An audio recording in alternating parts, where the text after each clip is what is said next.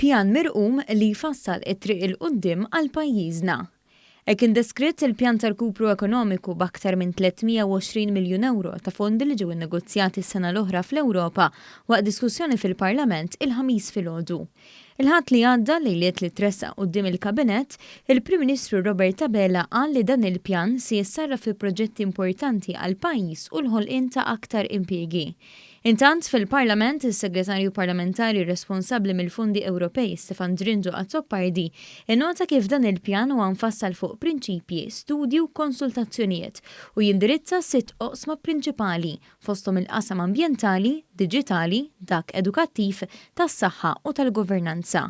Innota kif il-maġġoranza tal-fondi se jkunu investiti fl-ambjent u 26% oħra se jmorru għal qasam diġitali, anki fil-kuntest li l-pandemija uriet kemm id-diġitalizzazzjoni hija triq il-qudiem. Dan il-pjan huwa pjan mirqum, pjan illi ifassal triq il-qudiem, pjan li se jkun qed jonfoq il-fondi tal-Unjoni Ewropea baqal, pjan li se jagħti triq il-qudiem il-pajjiżna, pjan li huwa parti minn ħolqa fid-diversi inizjattivi li ħa il-Gvern biex naraw li jkollna rkupru ekonomiku, pjan illi żgur li se jagħmel ġid lill-poplu Malti wawċi kollu, pjan ambizzjuż, pjan ambjentali, pjan diġitali, pjan li se jkompli iwassalna biex pajjiżna jibqa' miexi il-qudiem. Il-Ministru għall-Ambjent Aron Farrugia qal li madwar 50% tan-nefqa ta' dan il-fond se jmorru għal inizjattivi ambjentali, fturija ċara ta' impenn lejn l-ambizzjoni ċara tal-Gvern li jilħaq il-miri ambjentali.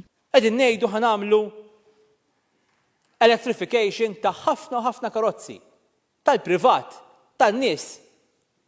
Tan-nies ħad ikkonvinċuhom bi-grants. Bil-grants biex in-nies il-karozza tagħhom la darba tispiċċalhom mhux jixtru oħra b'internal combustion engine, imma jixtru waħda elettrika. Vettura elettrika għaliex jekk inti tħares lejn il-pie chart tal-emissions ta' Malta, tinduna li nofsa hija trasport pubbliku, it-trasport.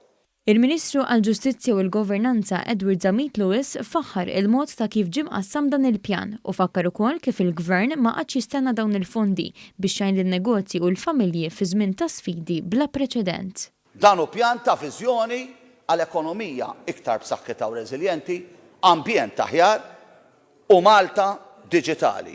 Dan hu pjan kontrarju għal dak li qalilna il-kap tal-Oppożizzjoni lil Froġa Lesta, dan hu pjan serju bil-għaqal li jpoġġi ċ-ċittadini fiċ-ċentru tal-politika tal-Gvern, dan hu pjan ta' Gvern għan-nies.